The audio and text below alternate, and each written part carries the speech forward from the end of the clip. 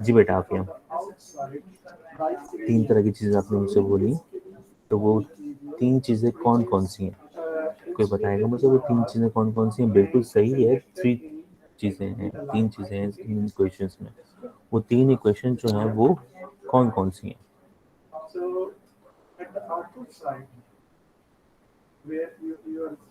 देखो बेटा इसमें क्या क्या है, एक तो वेरिएबल्स है, ठीक है ना, वेरिएबल्स हैं, वेरिएबल हैं, कोफिशिएंट हैं, एंड देन शाबाश शाबाश, वेरिएबल हैं, कोफिशिएंट है, एंड क्या है, कांस्टेंट है, ठीक है।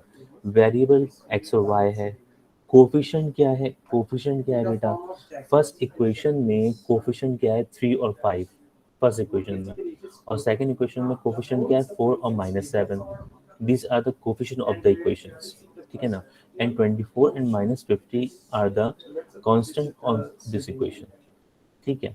हमें क्या करना है यहाँ पे, इन तीनों चीजों को अलग अलग प्रेजेंट करना है, यानी हमने सपोज किया कि लेट, हमने यहाँ पे 3 मैट्रिक्स बनाए, मैट्रिक्स ए रिप्रेजेंट करता है कोफिशिएंट्स को, मैट्रिक्स ए जो है वो रिप्रेजेंट करता है किसको, कोफिशिएंट्स को।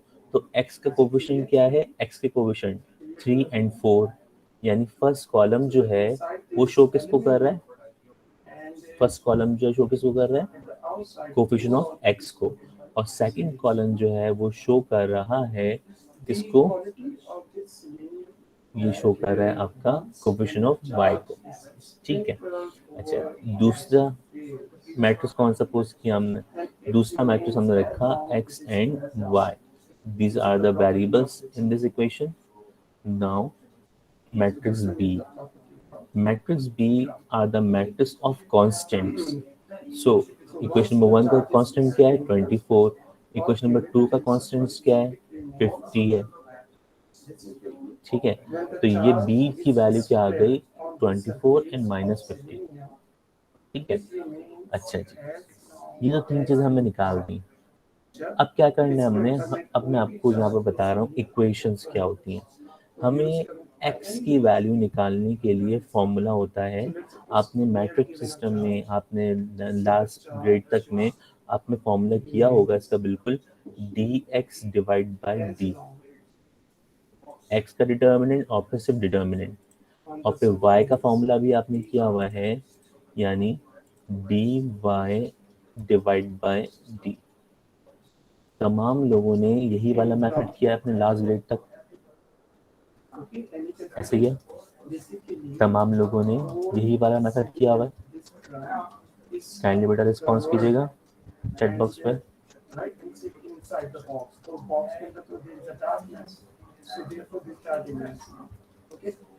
Students are you there, kindly respond on chat box. Yes okay, ठीक है।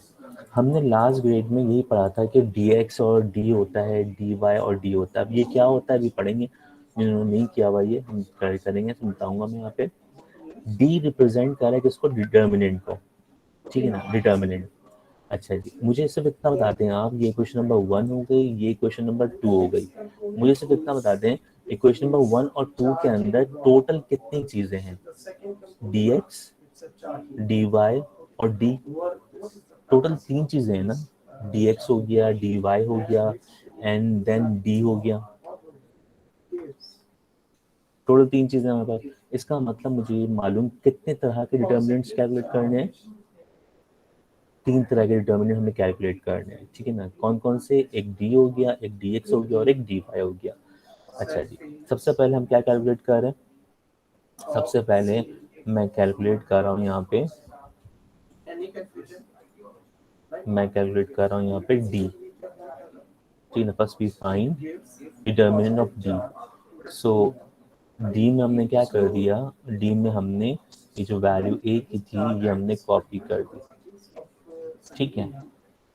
अब मुझे बताएं इसका डिटर्मिनेंट निकालने के लिए हमने फॉर्मूला क्या किया था, A D minus B C, ये फॉर्मूला अप्लाई किया था।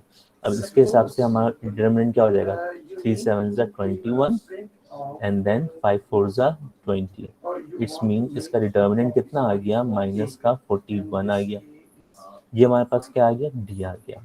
Now we find D X, now we find D x.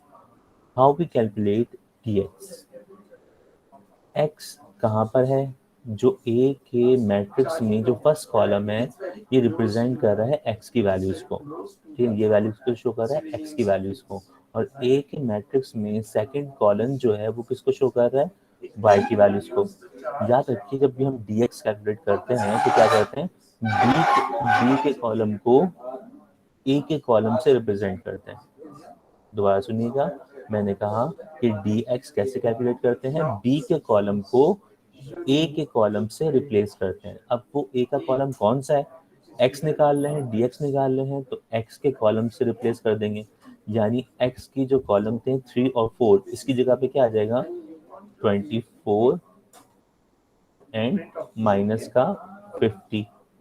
और सेकंड कॉलम y का ऐसे ही रहेगा, सेकंड कॉलम y का ऐसे ही रहा। तो क्या किया मैंने यहाँ पे ये किया बेटा कि मैंने यहाँ पे क्या काम किया, मैंने ये काम किया कि x के कॉलम की जगह पे b का कॉलम रिप्लेस हो गया, ठीक है ना। मुझे बताएं इसमें कोई प्रॉब्लम है, dx में क्या किया हमने। बेटा मुझे आपकी किसी की आवाज नहीं आ रही, काइंडली माइक ऑन कीजिए, बताइए मुझे। सर आप एक दो वापस समझाएं, थोड़ी प्रॉब्लम है। ओके दोबारा सुनिएगा, मैंने कहा डी की वैल्यू कैसे निकाली, ए का डिटर्मिनेंट निकाल दिया, ए की वैल्यू का डिटर्मिनेंट कैलकुलेट हो गया। देखो ए का डिटर्मिनेंट क्या कहलाता है, डी कहलाता है। ये समझ लो, इस ए को अगर मैं डी लिख दूं, इस ए की जगह पे मैं क्या लिख दूं, यहाँ पे डी लिख दूं, ये डी है। तो डी का हमने क्या निकाल दिया, डिटर्मिनेंट निकाल दिया। कितना आ गया, -41 आ गया, ठीक है। इसमें कोई क्लियर, इसमें कोई मसला, डी के डिटर्मिनेंट में कोई problem, kindly response on chat box. D के डिटर्मिनेंट में कोई प्रॉब्लम बेटा, नो।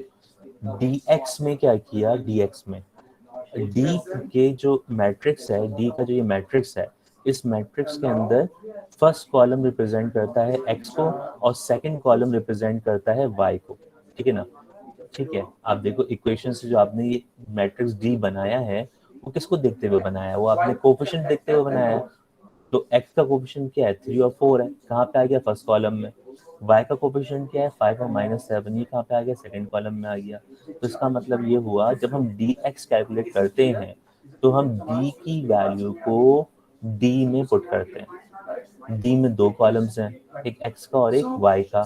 जब dx निकालेंगे तो x की जगह पे इनकी वैल्यू रिप्लेस हो जाएंगी, x की जगह पे इनकी वैल्यू क्या हो जाएंगे, रिप्लेस हो जाएंगे। देखो x का जो कॉलम है, x का जो कॉलम है ये वाला, इसकी जगह पे क्या आ गया, b आ गया, चेक करो, इसकी जगह पे क्या आ गया, b आ गया।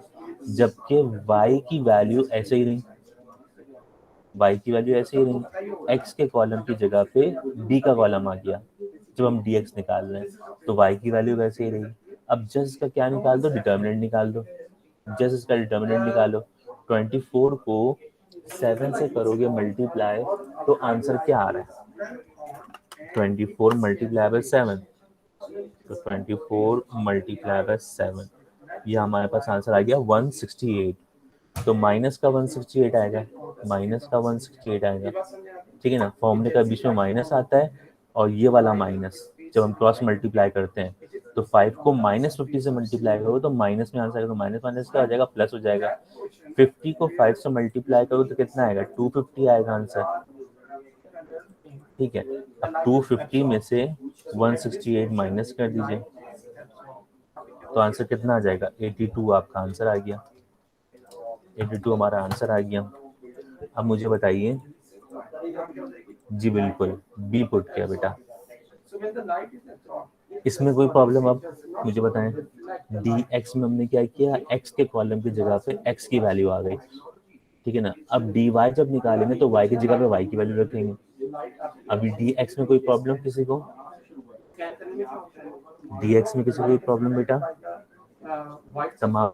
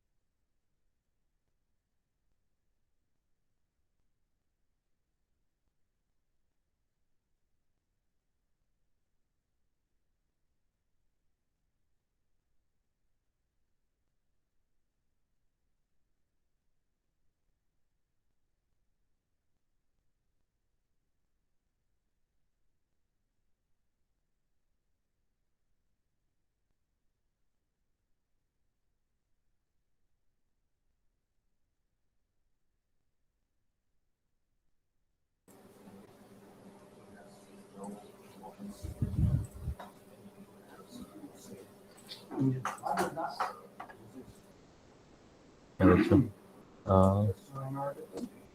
आपको आवाज आ रही है? स्क्रीन शेयर हो रही है बेटा?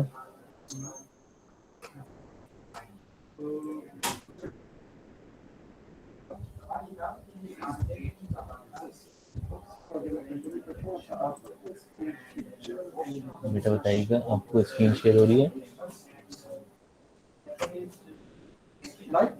ओके ठीक है, क्योंकि स्क्रीन आज से अभी चली गई थी, मैं थोड़ा कनेक्ट नहीं कर रहा था। चलो बेटा डी वाई मालूम कर रहे हैं, तो डी वाई के लिए हम क्या करेंगे? डी वाई के लिए हम क्या करेंगे? तो हम क्या, हमने यहाँ जो समझा था कि जब हम डी वाई कैलकुलेट करेंगे तो वाई डी की वैल्यू वाई की वैल्यू से रिप्लेस हो जाएगी, बी की वैल्यू वाई की वैल्यू से रिप्लेस हो जाएगी। एक्स तो ऐसे ही रहेगा, एक्स तो अपनी पोजीशन पे ऐसे ही रहा, यानी एक्स की वैल्यू कितनी है? 3 4 है। जबकि वाई की जगह पे क्या हो जाएगा? बी की वैल्यू क्या हो गई? रिप्लेस हो गई।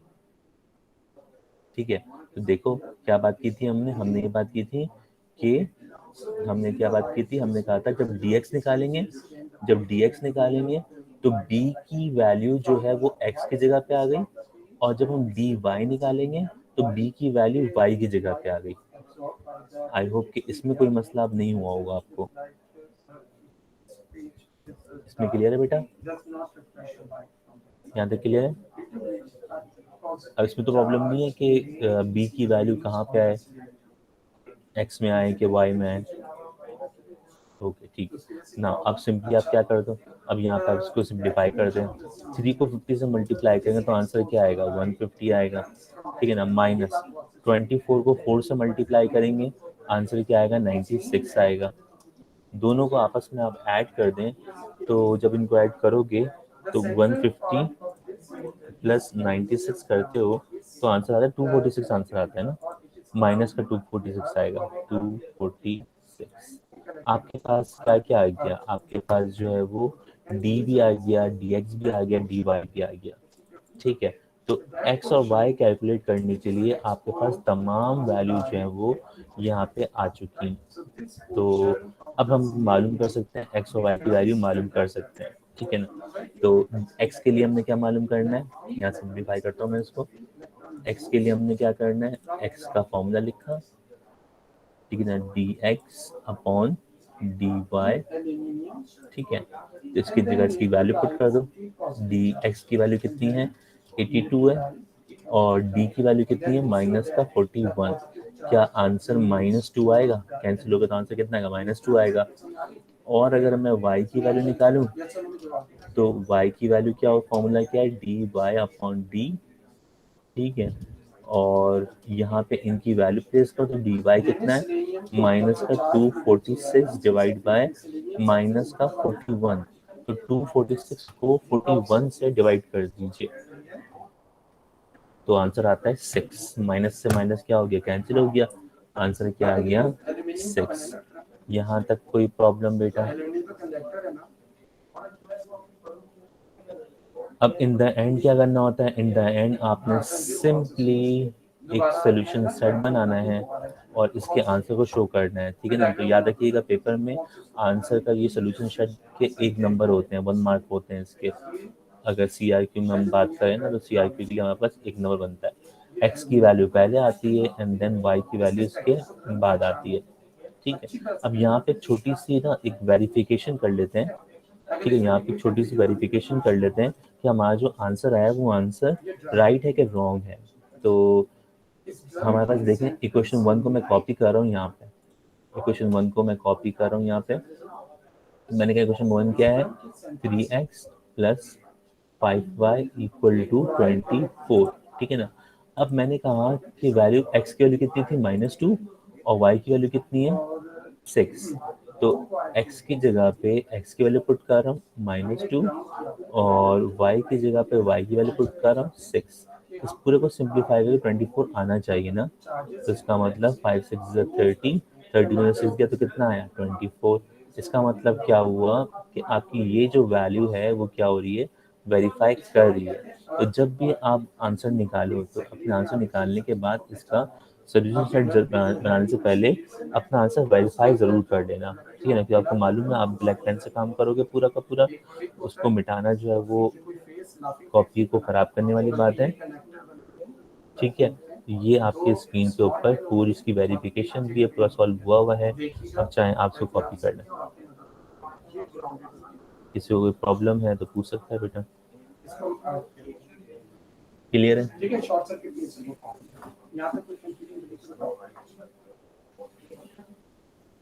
अच्छा, ज़हन में ये भी रखो।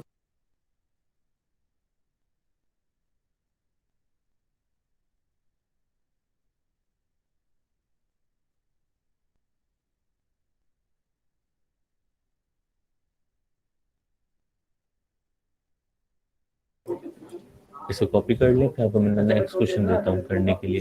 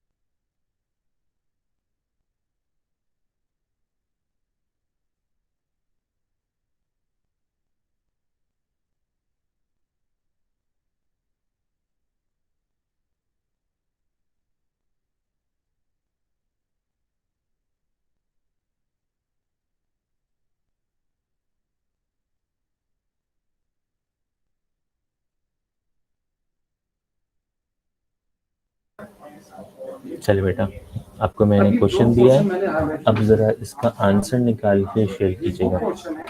ठीक है, मैं आपके साथ वही वॉल प्रेजेंट कर रहा हूँ, टाइटलेट वाली।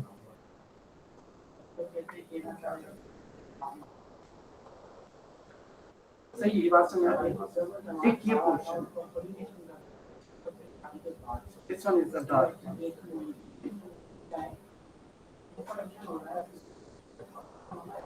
और इसको मैं कह रहा हूँ it is not.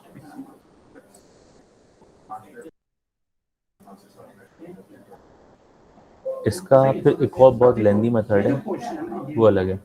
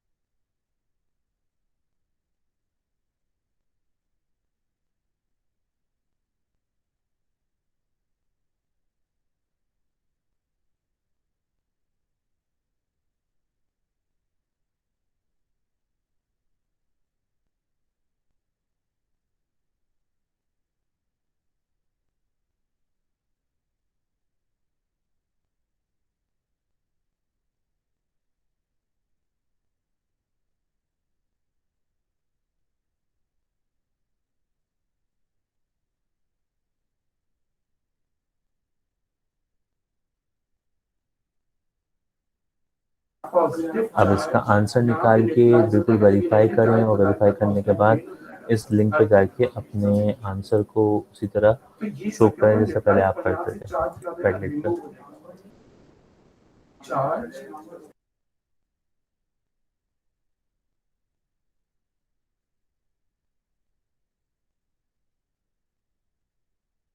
Sir question तो बताएं। ये क्वेश्चन लिखा है ना मैंने, देखो सोल्यूशन सेट के नीचे मैंने लिखा हुआ है ना, दो इक्वेशन जो मैंने कॉपी की ओके है। Okay sir, okay.